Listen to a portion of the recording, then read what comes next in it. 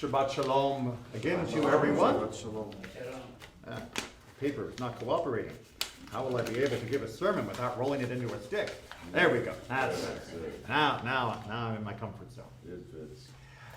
You got to keep trying, right? Because this is the season of hope. Yes. Not that everybody always feels it. Certainly recent events, both in Israel and the United States, most recently and painfully in Manchester, England, they can take a lot of the hope away from us. And yet, this is a time not just of generic and diffuse hope, although we have plenty of that, but specific hope. During the holiday of Sukkot, coming up just next Monday night, Tuesday, come on Sunday morning, 8 a.m. to help us build the Sukkah right in the back of the synagogue, and come by and use it anytime you like during the holiday. There is an addition to our liturgy that has to do with Sukkot that is the strangest expression of hope that you've probably ever heard. During all of our holidays, we include different changes in Birkat Hamazon, in our blessing after we have finished eating, when we are expressing our gratitude, and also including a few petitions. Some are general. We are always asking God to help us, to sustain us, to give peace. We are asking God to protect and all of that. Of course, on Shabbat, we ask for a day of perfect rest. On other festivals, we ask for days that can be truly pure in that celebration. Rosh Hashanah, additional insertions as well. But on Sukkot, we add a petition that God will help rebuild Sukkot David Hanofelet. Sukkot David Hanofelet, the fallen Sukkah of David. It's a strange metaphor. It comes from the book of Amos, and I will try to explain it. So first of all, when we say David, we are of course talking about Mashiach. well, King David originally, right? King David originally, and when we're talking about the Sukkah of David is where we get into our trouble, because normally, from archaeological evidence all the way through the Tanakh, all the way up into modern scholarship, we usually talk about Beit David, the house of David. The same way that you would talk about the House of Tudors in the British monarchy, we talk about the House of David because that is his lineage that comes from David and continues through all the rest of the kings in the south. Northern kings, bit of a mess. We don't need to talk about them at the moment.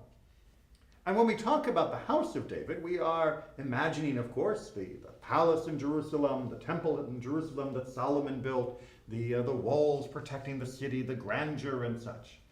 And you might think that if we were going to be expressing optimism for the rebuilding of the kingship of David, which is indeed a metaphor for the eventual coming of redemption through Mashiach, through the Messiah, that we would focus on the house of David.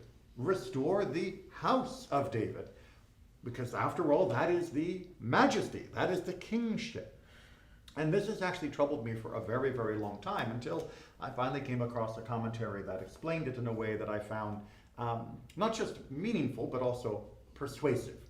Anybody can come up with a meaningful explanation, but persuasive ones can sometimes be a little bit harder.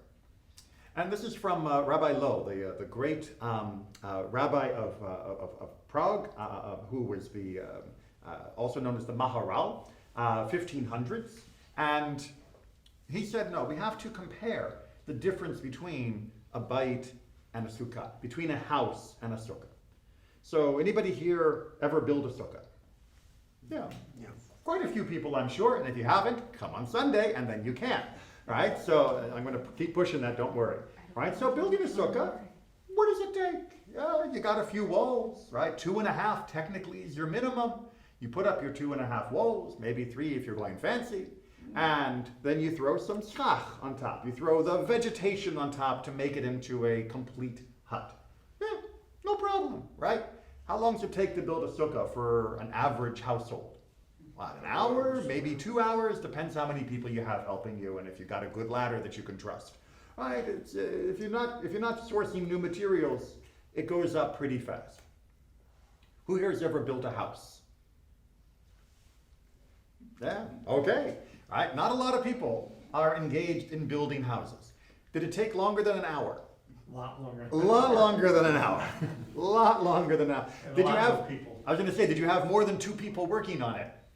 200. 200 people, and it still took more than an hour. So it's a big deal building a house. Even before the modern times of all of our complicated construction, even in the classical world and the world of Rabbi Lowe in the 1500s, building a house was an ordeal. You had to stack up each of the stones or the bricks, and then you would plaster over them, and it would all be very, very delicate and very detailed, and the wooden beams for the rafters, and then whatever roof you're putting on it.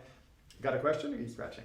Oh, sorry, I was just. Oh, that's okay, because I do take questions. So I'm used to responding to a hand up. It's fine, scratch all you need. And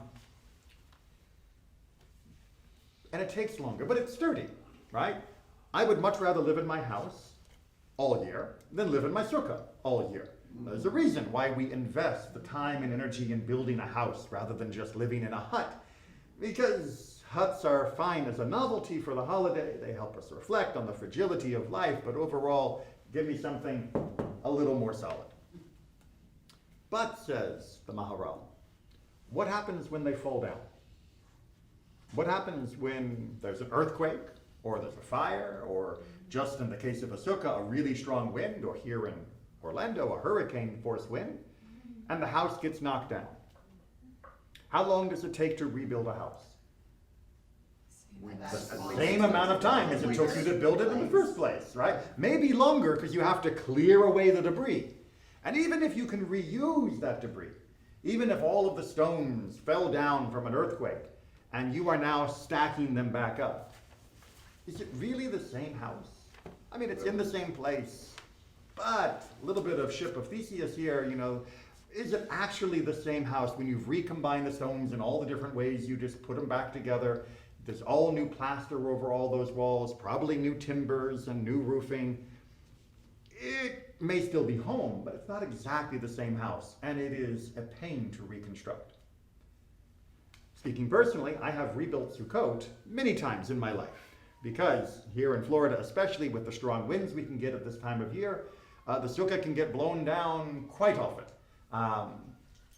And it only takes a little while to put the sukkah back up. That is its strength. And when Amos is talking about the fallen sukkah of David, that is what he is calling to mind. That yes, the house of David has fallen. Jewish sovereignty and Jewish independence and Jewish freedom from oppression has collapsed in his day and for many, many years out of the last couple thousand. But we shouldn't imagine it will take a building project on the scale of building a palace to restore it. Instead, it can be restored like that. It doesn't take millions of people, millions of man hours to rebuild the house of David. It takes a few. A little bit of effort to pick the sukkah back up and reconstruct it. That the sukkah can be restored immediately, quickly. Because what are we actually talking about? It is not about the grand facade. It's not about the palace. It is not about the huge stones that you needed cranes to move into position to build the majesty of David. It's about the true concept of the redemption that we hold as being symbolized through the restoration of David. And that redemption is simply an end to human suffering. That people no longer inflict harm and pain upon one another, no longer live in fear or darkness. And really, that's not that hard to achieve. In fact, most of the things that are preventing us from doing that are our choices. And we can change our choices like that. No heavy lifting required. Just decide to live differently. And so that fallen sukkah of David is just waiting there to be put back up at a moment's notice. That moment be now. Let that moment be soon. Let that moment come for the entire world when we can live beneath that sukkah, live in that shelter of peace, and recognize that it is so close at hand. And even the portions that we have gained, so fragile, but maintain that hope that it can be fully restored, just with a little effort. It's not an insurmountable task. No one's asking you to build a house. Shabbat Shalom, and an early Chag Sameach.